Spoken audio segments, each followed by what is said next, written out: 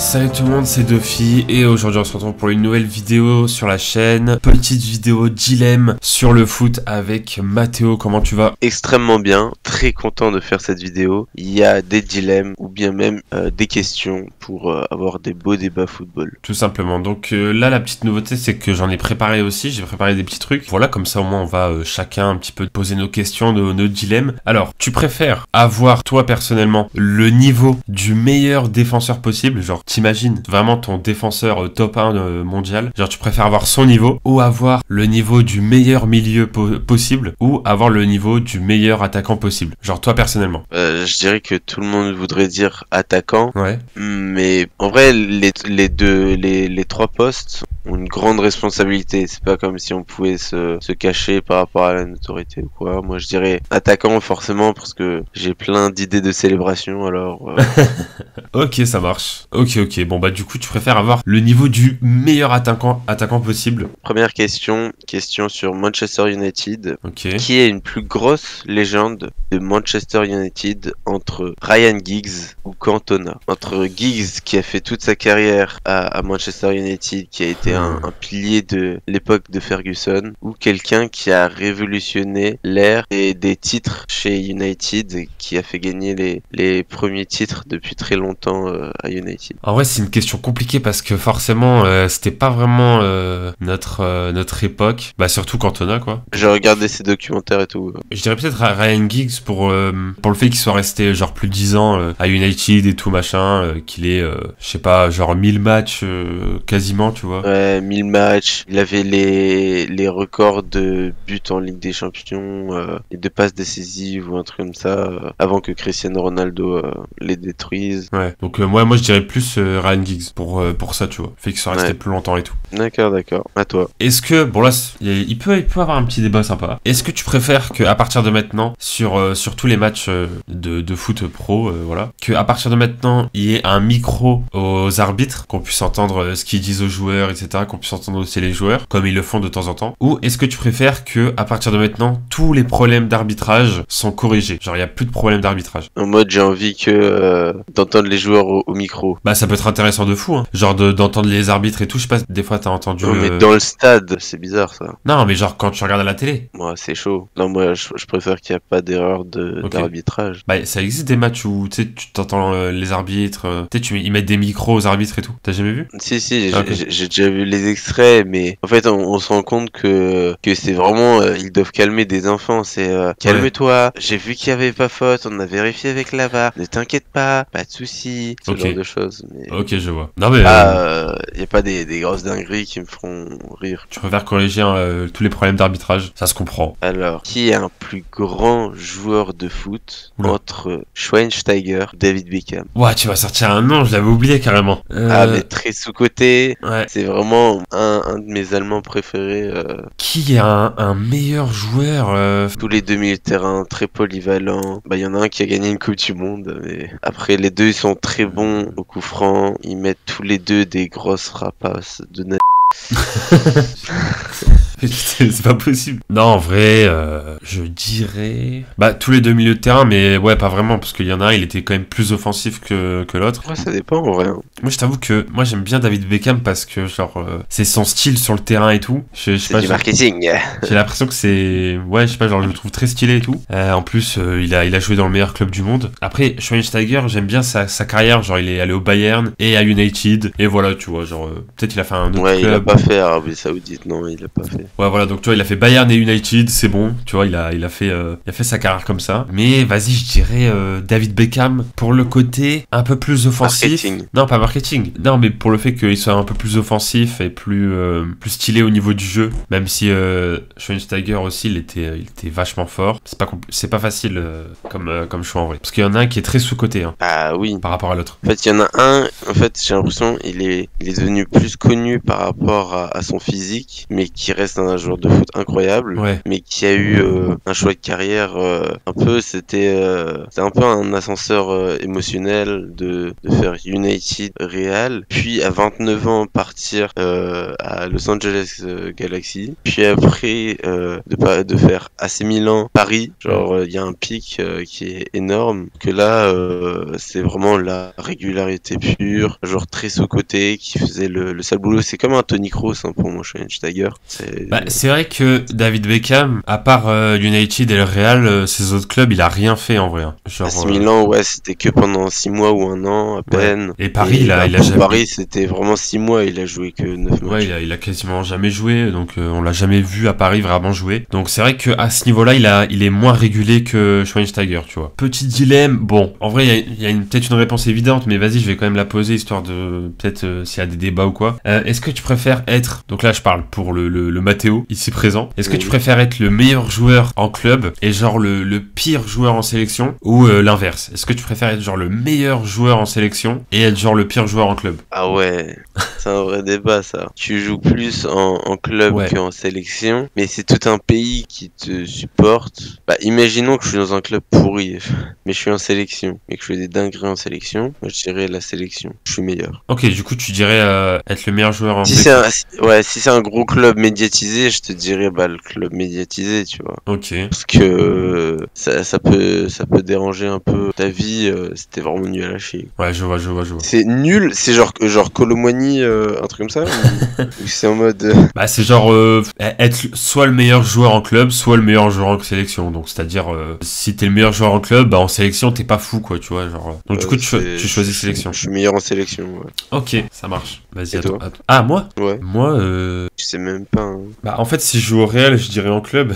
Je pense que je dirais en club quand même. En vrai. En club. Ouais. Parce que tu prends l'optique de dire ouais par rapport au Real. Bah ouais. Après, tu joues énormément de matchs, tu vois, en club. Ouais. C'est un beau débat ça. Alors là, c'est pas un dilemme, c'est plus une question. Ok, vas-y. Que va devenir le football dans le futur? Le football dans le futur. Parce que là, on voit plein de nouveaux lots de règles. Là, l'année prochaine, ça serait plus les mêmes règles pour la Ligue des Champions. L'année prochaine, il y aura une Coupe du Monde des clubs qui va reprendre 10 clubs. Il y a vraiment énormément de changements. Même par rapport, là, il y a pas longtemps avec Real Barça, la goal line technologie. Est-ce que ça devrait être obligatoire? Plein de choses. Par rapport à l'arbitrage aussi, il y a plein de questions à se poser. Non, en vrai, par rapport au foot dans le futur, moi j'avoue, ça me saoule un peu le... Moi j'aimais bien quand il y avait pas la VAR en fait, tu vois. Parce que genre, quand il y a une faute, l'arbitre il décide plus lui-même et du coup il appelle la VAR. Quand on voit clairement sur la VAR qu'il y a faute, mais qu'en fait il siffle quand même pas la faute, bah du coup on voit que c'est quand même flagrant qu'il y avait faute et tout. Alors que quand il y avait pas la VAR,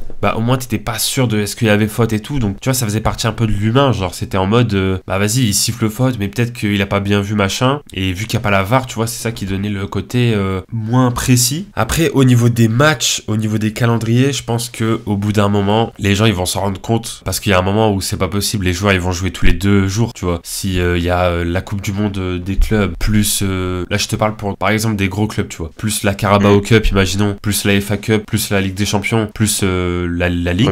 C'est, tu vois, plus les matchs de sélection, etc. Là, ça commence à faire vraiment trop. Donc voilà, déjà il y a des compétitions, je sais même pas pourquoi elles existent. Et ouais, je pense que au bout d'un moment, les gens ils vont s'en rendre compte qu'il y a trop de matchs. Et je pense que, en tout cas, j'espère qu'ils vont se dire, vas-y, faut qu'on enlève des trucs, faut qu'on, tu vois. De faire comme la Ligue 1 et de repartir à 18. Ouais, voilà, par exemple, enlever un peu plus quelques clubs. Genre là, enlever 2 clubs comme ça, hop, ça allège un peu le calendrier. Donc ouais, faire des trucs comme ça. Donc déjà au niveau des calendriers, je pense que il faudrait vraiment avoir un calendrier plus léger pour avoir des joueurs en meilleure forme, etc. Parce que bah c'est ça aussi, tu vois, qui a détruit plein de joueurs comme Pedri par exemple. Où tu vois, Pedri, sa tête, c'est quand même chaud. Oui, parce qu'il a fait 80 matchs en une saison, parce qu'il a joué l'Euro. Ouais. Après le gourmand, il a fait les Jeux Olympiques. Forcément, oui. Après, c'est la faute du Barça parce qu'ils ont fait les gourmands. Mais c'est pour ça les plus grands clubs commencent à avoir un effectif avec plein de remplaçants. Là, par rapport au travail de Enrico à Paris, il y a quasi aucun blessé. Il fait tourner quasi à chaque fois. Comme ça, il y a un temps de jeu égal. Bon, à part pour Mukiele, mais bon. Mais le truc, c'est que après Paris, tu prends l'exemple de Paris, eux, ils ont de la chance parce qu'ils ont beaucoup de joueurs, tu vois, en remplaçant, etc. Enfin, ils peuvent avoir 2 équipes limite. Donc ça. City aussi, Real aussi. City. Ouais, le Real peut-être pas, mais City, ouais. Bon, ok, parce qu'il y a Courtois qui est blessé là-bas aussi. Mais je pense que tu vois, tous les clubs sont pas comme ça. Genre, par exemple, t'as un club de Ligue 1, tu te qualifies en Europa League ou en Conference League. Bah, si tu veux faire un bon parcours, tu dois sacrifier un peu la Ligue 1, tu vois. Et ça, c'est. Je parle de Marseille, là. Non, bah, en vrai, je parle Dans tous les cas, ils se sont enterrés eux-mêmes.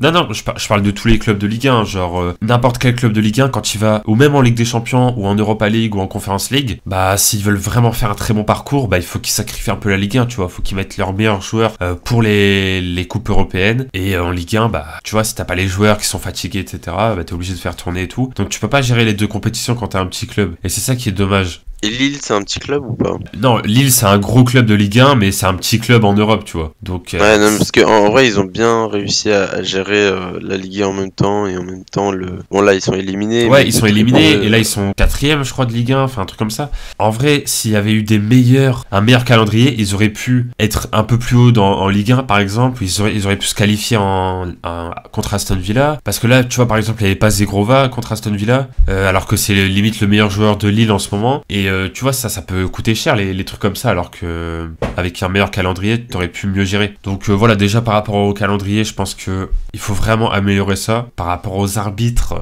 ça aussi c'est compliqué, aux nouvelles règles et tout. Moi je suis pas trop fan à chaque fois qu'il y a des nouvelles règles. Donc voilà, la VAR au départ j'étais grave pour. Finalement, je trouve que c'est mal utilisé, que en fait, soit ils sont trop sur la VAR, les arbitres, genre dès qu'il y a une petite décision à prendre, ah bah vas-y je vais appeler la VAR, je vais pas décider moi-même. Ou soit ils les utilisent alors qu'en fait ils les utilisent mal. Ou pareil contre Real Barça, t'as un but, tu sais même pas s'il y a but parce qu'il y a même pas de caméra. Donc bref, tu vois, c'est tous ces trucs là qu'il faut améliorer et ouais, changer. c'est dommage, mais surtout par rapport s'il n'y a pas la VAR, c'est-à-dire qu'il y aurait trop de responsabilités sur l'arbitre. C'est pas les deux meilleures équipes qui vont s'affronter, c'est est-ce que l'arbitre va être à la hauteur. Tout le monde va regarder le nom de l'arbitre à chaque fois et se dire oh non, lui il fait trop d'erreurs. D'un côté c'est vrai, en fait la VAR elle est censée être bénéfique, ça c'est clair, mais des fois j'ai l'impression que c'est plus l'inverse, tu vois. Bon, ça reste juste, mais c'est juste le fait d'attendre, qu'il n'y a aucun suspense. Ouais, après ça casse le jeu des aussi. fois, on se dit oh il y a but, et ben non, finalement hors jeu de 5 cm. Et aussi il y a un truc, pour moi c'est la pire nouveauté en termes de règles. Bon, ça fait maintenant quelques temps que ça existe, mais c'est genre, tu vois, avant quand il y avait hors jeu, il sifflait direct le hors jeu, genre il arrêtait le joueur, tu vois. Et maintenant ils attendent qu'il finisse son action pour l'arrêter. Et ça je trouve ça trop nul, parce que déjà ça fait des faux espoirs pour rien, ça essouffle les joueurs pour rien. En plus le gardien il hésite en mode bah il est hors jeu, je l'arrête ou pas machin, mais du coup il doit quand même l'arrêter. Pareil pour les défenseurs, du coup t'as toujours un petit temps d'hésitation de est-ce que je continue l'action, et surtout il peut avoir un joueur qui se blesse alors que il aurait pu éviter la blessure, tu vois, en sifflant le hors jeu avant. Donc ça vraiment je trouve ça nul. Des fois, c'est pas sûr. En fait des fois il y a des hors jeux qui sont genre vraiment c'est visuel de fou. Ouais. Et il y en a où ça joue un peu, mais le mec il a quand même levé le drapeau, mais en fait il sait pas. C'est pour ça il faut finir l'action pour que au moins s'il y a pas hors jeu, au moins il y a but. Mais en vrai ouais c'est chiant. Bon bah du coup là je crois qu'on a fini nos dilemmes, non? Ouais, moi j'ai fini. Ok, bah du coup Mathéo, je vais te faire un petit partage. Partage de... Ah, on va essayer de faire le mercato du Paris Saint-Germain, c'est ça?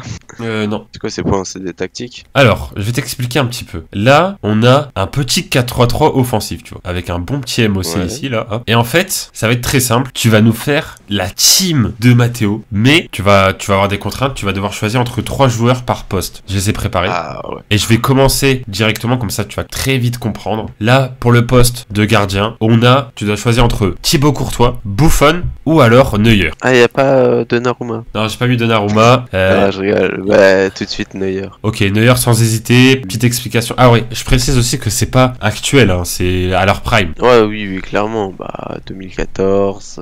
L'un des gardiens qui aurait mérité le plus un ballon d'or, à mon avis. Ok. Outre que il a révolutionné son poste, tout ça, ça reste, même là maintenant, il a fait un accident de ski et il revient très bien avec le Bayern. En plus, les gens ils disent que je le ressemble à chaque fois. À chaque fois que je fais un live, ils me disent mais attends, mais t'as la tête de Manuel Neuer.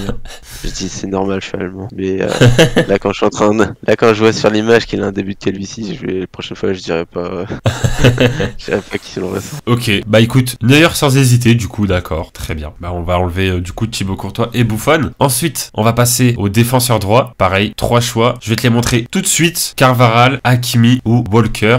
Chacun à leur prime, évidemment. Qu'est-ce que tu préfères entre ces 3 défenseurs? Peut-être pas forcément le plus fort, mais toi, voilà ce que tu préfères, quoi. C'est compliqué de faire un truc sans avoir le reste de l'équipe. Ouais, c'est ça aussi.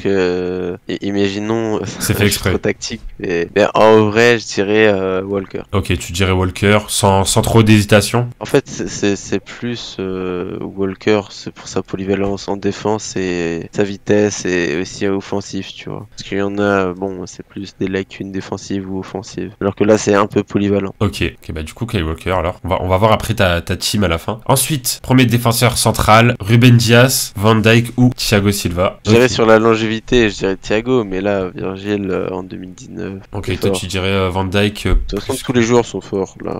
Non, j'ai pas mis de joueurs nuls. Mais j'aimerais pas avoir la carrière de Thiago Silva, hein. C'est tellement triste. Ça part sur un Van Dijk. Est-ce qu'il y aura un choix d'entraîneur ou pas? Ah non, j'ai pas mis d'entraîneur. Ensuite, deuxième défenseur central, Ramos, Bonucci ou Gérard Piqué. Ouais, t'es fou, Ramos. Ah vas-y, t'hésites pas une seule seconde. En fait, j'aurais dû mettre Ramos et Van Dijk dans le même choix. Non, j'aurais quand même choisi Ramos. Ok, bon. Ok, très bien, Ramos. Il y a certains postes où je vais hésiter, mais... Je sais pas, ouais, bah j'espère quand même. Au moins un poste où t'hésites un peu. Ensuite, le défenseur gauche, Marcelo, Joao Cancelo ou Théo Hernandez. Alors... Après, c'est pas facile de mettre 3 joueurs au même niveau pour avoir un choix vraiment serré, tu vois. Non, exactement. Par exemple, Théo, il a pas du tout fini et tout. C'est pour ça, là, on juge pas la carrière, on juge plutôt à leur prime, tu vois. Tu prends chaque joueur à leur prime. Oui, et après, moi, mon but aussi, c'est un but que je me suis donné, mais c'est d'avoir un sorte d'équilibre. Forcément, je vais pas prendre genre 2 latéraux hyper offensifs, plus des milieux de terrain offensifs, ça aurait été trop compliqué en défense. Mais là, vu que j'ai Walker, bon, en vrai, je dirais forcément Marcelo. Tu peux rajouter quelque chose d'offensif, et si tu mets dans les dilemmes en attaquant gauche, genre CR7... forcément ça passerait hyper bien parce que CR7 il pourra aller en BU, en 9 aussi, accompagner le numéro 9 et ça ferait un ailier gauche. Ok, très... Ça veut dire qu'après, d'accord, après ça veut dire que on pourrait partir en défense à 3 avec Walker, Virgil van Dijk et Ramos. Comme ça fait un assez équilibre pour que Marcelo il monte en haut. Tu vas pas vraiment jouer avec eux, hein, t'inquiète, hein, c'est juste... Ah ouais, non, ouais, c'est merde. Ok, donc premier choix de milieu de terrain, MC, tu vas devoir choisir entre Modric, Bernardo Silva ou Xavi. Bah, Modric. Ok, bon bah, aucune hésitation encore. Non, Bernardo, je l'aime bien. Ouais. Il va avoir 30 ans. On va voir s'il choisit entre le Barça ou le PSG. Okay. Tu veux dire ce catalan de merde. Xavi, en fait, c'est sa vision qui faisait vraiment son jeu. Mais là, Modric, je dirais Modric et j'attends que dans un autre dilemme, il y a genre Iniesta qui pourrait mettre un peu la vision de Xavi un peu. Ça part sur un petit Modric. Bon là, le MOC, je t'avoue que je pense que ça va aller très vite. Hein. Mais bon, on va quand même lancer le duel, on sait jamais. Ah, il y a Vitinha, c'est ça? Ah non. Par contre, il y a Messi contre De Bruyne ou alors Iniesta en MOC. Bon, c'est pas vraiment leur poste habituel, mais vu qu'il y avait du monde un peu devant, je me suis dit pourquoi pas. Parce que je me dis... il pourrait pas être à droite, Messi. Non, parce que à droite, je suis parti sur un autre truc. Ah, forcément, je suis obligé de dire Messi. Je m'attendais. En fait, il a aussi une vision incroyable du jeu qui pourrait faire que la phase offensive. Et j'espère que le troisième choix au milieu de terrain soit plus défensif. Pour te dire, à la base, j'avais hésité à mettre Thomas Müller à la place de Messi, mais bon, je me suis dit, faut quand même mettre Messi, quoi. Moi, je l'aurais mis à droite, je sais pas, Messi. Ouais, mais parce que je voulais faire un autre truc à droite. Et Müller, en fait, s'il y aurait Müller, bonne question, qui j'aurais choisi, en fait. Tout dépend aussi des attaquants, aussi, le choix de Müller aussi. Et là, c'est ça, c'est le principe d'une draft, c'est qu'on sait pas trop ce qui va arriver après. Ensuite, dernier milieu de terrain, du coup, avant de passer à l'attaque, tu vas devoir choisir entre Toni Kroos, Pogba ou Rodri. Donc là, joueur un peu, tu vois, plus défensif que ce qu'on a eu dans l'autre choix. Non, mais là, il y a plus débat, tu vois. Ouais, c'est que des joueurs de dingue, hein, évidemment. Ouais. Oui, bien sûr. En fait, là, je trouve qu'il y a trop de joueurs du Real. Même si je t'aime bien, Toni Kroos. Il faut vraiment un rock défensif. Toi, c'est plus genre sortir la balle en tant que numéro 6 et faire les passes vers l'avant. Donc là, tu décris plus Pogba, quoi. Non, je prendrais plus un Rodri. Ok. Rodri, il peut être offensif. Il peut être pas mal offensif aussi de temps en temps. Ah oui, de temps en temps, mais ça reste... Paul, c'est un peu box to box. Ouais, genre il est même... Mais en vrai, Paul, c'était pendant un moment un de mes joueurs préférés. préféré et tout. Ouais, pareil. Bah ouais, franchement, il méritait d'avoir une grosse carrière dans un club. Mais en fait, il fait les mauvais choix. Il aurait jamais dû revenir à Manchester United déjà. Il aurait dû aller au Real. Et après revenir à la Juve. Du coup, tu Je dirais partirais, Rodri. ok, partirais sur un Rodri. Hop. Même si je trouve que Toni Kroos est mieux. Ensuite, attaquant droit. Il y a Mohamed Salah, c'est sûr, déjà dans le dilemme. Il y a Mohamed Salah, Il y évidemment. aurait Robben, je pense aussi. Il y a Robben. Tu les as tous devinés, je crois. Et l'autre, c'est peut-être Bale, je sais pas moi. Exactement. T'as les 3 joueurs, donc voilà. Alors j'ai mis ces 3 parce que bah très rapide. Alors Prime très rapide. Et voilà quoi, c'est un peu bon, même si c'est pas les mêmes joueurs, mais c'est un peu le même style. Tu vois ce que je veux dire. Donc c'est pour ça que je me suis dit que j'allais les mettre les 3 et que je voulais pas mettre Messi, tu vois, parce que ça allait être un peu différent. Je vois. C'est difficile à mettre Messi parce que forcément les gens ils choisissent Messi. Bah ouais, c'est ça aussi. Ouais, c'est ça que je me suis dit. Du coup, je voulais l'enlever, mais bon, je me suis dit, je vais quand même pas enlever Messi. Voilà. Ça serait surprenant, mais je vais peut-être passer sur du Mohamed Salah. Ok. C'est fort, Ah mais ouais, très fort. Très Robben fort. aussi. Robben très fort aussi. Mais ouais, je partirais sur du Mohamed Salah plus constant. Ouais. Non mais ouais, mais ça peut se comprendre. Hein, Mohamed Salah. J'ai aucune excuse pour les deux autres. Ça peut carrément se comprendre. Hein. Mohamed Salah, l'époque avec Firmino et Mané, c'était quelque chose de dingue. Et puis voilà, c'est même ses dribbles et tout. Enfin, il n'y avait pas que la vitesse, quoi. Tu vois, il faisait des dribbles de fou. C'était limite un buteur, alors qu'il n'était pas du tout buteur, tu vois. Il était plus attaquant droit. Donc c'est ça aussi qui faisait vraiment sa force, c'est qu'il scorait vachement. Donc non, clairement ça. Exactement, ouais. Ça beaucoup de records en première ligue et tout. Ouais, voilà. Mais ça se comprend. Hein. Là j'ai peur dans les commentaires, ils disent oh il fait les pires choix, oh il pue sa mère. Ah non. Vraiment, comme la dernière fois, vraiment c'était. Non, bah après. Dans les commentaires c'était ça. Enfin, t'aurais pu choisir n'importe qui, que ça aurait été un bon choix, tu vois. C'est pas vraiment. Dans tous les cas, ouais. Ensuite, attaquant gauche, il peut avoir débat. En vrai, c'est pas simple, je pense. Il y a Kylian Mbappé.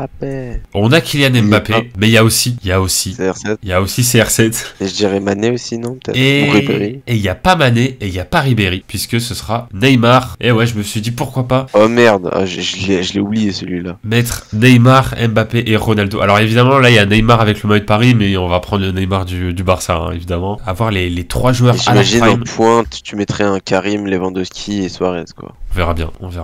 J'ai vraiment deviné. On verra bien. Bah si je dis pas CR7, bah on reste enculé. Ah non, bah tu peux choisir autre chose. Hein. Non, je ni choisir Kylian, ni Neymar. Ok. Même si en vrai, pour l'équilibre, je dirais plus Neymar par rapport aux différences faites sur les côtés. Et je dirais CR7 et comme ça, ça laisse Marcelo monter pour que CR7 accompagne le numéro. Le mec il est trop. Le mec il est en train de préparer un match, ça me fume. Pas vraiment une compo. Alors je dirais CR7 forcément. Même pas besoin de dire pourquoi, vraiment. À chaque fois, dès qu'il y a tu sais, les matchs rétro de la Ligue des Champions, où il y a le Real, oh là là, le retourner contre la Juve. Ah bah CR7 au Real, c'était quelque chose, hein, franchement. Mais en fait, il veut pas lâcher le ballon. Moi, j'aurais dit arrête-toi, mais arrête-toi bien. Arrête-toi pas à Al-Nasr, même si là, ok, il marque 50 buts en 50 matchs. Ouais, ça a moins d'impact. Bon, bah du coup, tu pars quand même sur un Ronaldo du Real. Ah oui, bien sûr. Je pensais que t'allais plus hésiter que ça. Peut-être que tu vas dire Mbappé ou là, je prends bah forcément, si tu dis Prime, je dirais aussi Neymar et tout. Parce que dans tous les cas, là, l'équipe, elle marque des buts. Ouais, ça c'est sûr, tu vois. Alors, là, c'est l'équipe ultime, là, ouais. Mais non, mais je suis obligé. Neymar, à 30 ans, il est en Arabie Saoudite, 31 ans. Kylian Mbappé, c'est même pas fini sa carrière. Ouais, c'est vrai. Je sais même pas à la fin de la carrière de Mbappé, est-ce que je dirais, je choisis Kylian Mbappé face à Cristiano. Bon, alors là, je dirais plus Suarez parce que. Bon, du coup, on va voir tout de suite les dilemmes. Ah non, ah ouais, t'as pas mis Suarez. J'ai pas mis Suarez, non. T'as voulu mettre Erling Haaland. Ouais, je voulais mettre Haaland parce que. vraiment me faire hésiter, genre. Voilà, c'est ça. Je me suis dit, pourquoi pas. Benzema, qui a eu un ballon d'or, évidemment. Lewandowski, qui a eu le Covid à la place du ballon d'or. Haaland, qui aura son ballon d'or un jour, peut-être. Oui, j'espère, le pauvre. Eh oui. Parce qu'il s'est fait voler par Messi. Mais dans ce choix, je le trouve assez simple. Quand on parle de grands matchs, forcément, il faut que ça joue avec CR7. CR7 un peu, parce qu'il peut jouer ce rôle un peu de pas 100% neuf, il peut laisser sa place à un CR7 comme il l'a fait pendant des années au Real. C'est pour ça que je choisirais même Monsieur Polémique, Monsieur Karim Benzema. Ok, Karim Benzema. C'est vrai qu'il a ce côté neuf, mais... Pendant les grands matchs...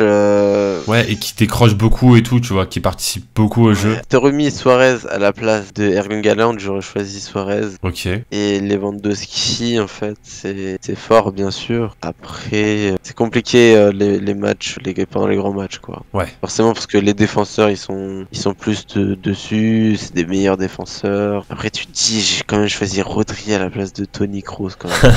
Moi, j'aurais pris Toni Kroos, si je peux me permettre, un petit choix, là, dans le... Ah non, mais tu peux dire, non, mais c'est vrai, mais en fait, moi, comme je t'ai dit, je l'ai vu tactique, tu vois. Ouais. Je l'ai vu tellement tactique et je voulais un truc un peu plus défensif. Toni Kroos, il est un peu box-to-box, comme Pogba. Rodri, il monte que quand il faut mettre des grosses rapasses de 30 mètres ou quand il faut faire un corner. Bah voilà. Est-ce que je suis content? Oui, parce que là, je pourrais faire une tactique de fou, là. Je pense qu'avec ça, que tu gagnes avec des champions, hein. Bref, non, mais... T'aurais mis quoi à droite? À droite, Kyle Walker aussi, je suis d'accord. Michael Walker? Ouais. T'aurais mis un Philippe Lam? Bah je l'avais mis, mais j'ai hésité, tu vois. Après, je l'ai enlevé. Tu sais que je suis allemand, t'aurais mis des anciens joueurs allemands, j'aurais été... Ouais, c'est vrai. J'aurais mis un Mesut Özil à la place de Messi. Bon, j'aurais choisi Messi, mais j'aurais été sensible à ce geste. Et je prends quand le poste d'entraîneur, s'il te plaît? Ah ouais, bah écoute, alors vas-y, tu peux choisir entre 3 entraîneurs. Je vais dire entre Jürgen Klopp, Pep Guardiola et... Mourinho. Vas-y, Mourinho. Vas-y, les 3 là. Ça va être triste à dire, mais je vais peut-être prendre l'entraîneur que personne prendrait, je pense. Mourinho, c'est un sacré personnage, caractère, tout ce qu'on veut. Ouais. Il fait des choix des fois compréhensibles par rapport à son compère Pep Guardiola. Mais Pep Guardiola, il fait des fois des choix particuliers, il fait beaucoup de tests. En tant qu'entraîneur, c'est compliqué des fois à le comprendre, surtout quand il a envie d'instaurer une nouvelle tactique, nouveau style de jeu et tout. Et quand on pense à Jürgen Klopp, pressing haut pour récupérer vite le ballon. Et des recrutements de fou à chaque fois, c'est ça que je trouve...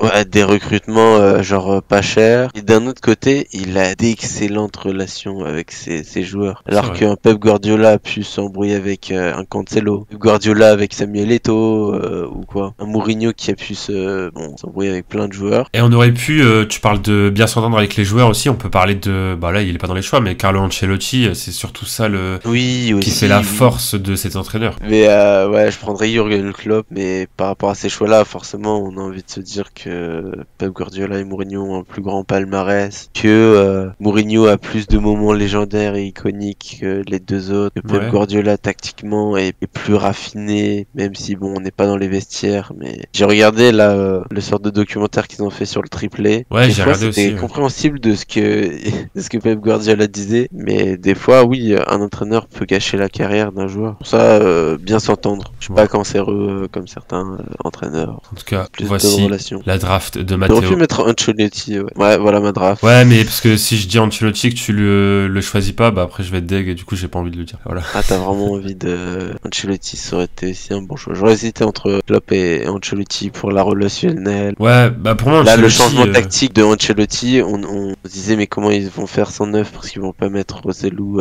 titulaire forcément. Bellingham en 10, 9,5. Hâte de voir le Real l'année prochaine. Hein. Bah du coup voilà pour la draft de Matteo et puis voilà pour les dilemmes. Je pense que c'est la fin de cette vidéo qui dure 1h03. Voilà, tout va bien. RIP le Dofi du montage qui va décéder devant le logiciel de montage, je pense. Bah tu me la sors demain la vidéo de toute façon. Oui, bah oui. Ouais, de ouf. D'ailleurs, ce sera la dernière vidéo de foot sur la chaîne. Aïe.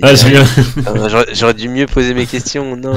Mais bref, on va arrêter la vidéo là parce que sinon elle va être longue. Là, il est 1h. Là, c'est 1h08 de vidéo. Voilà. On va arrêter l'enregistrement. En tout cas, on espère que la vidéo vous a plu et on se refera des vidéos foot sur la chaîne secondaire, pourquoi pas, pour parler de plein de trucs. Et puis voilà, on vous dit à très bientôt pour la prochaine vidéo sur la chaîne. Ciao tout le monde. Ciao.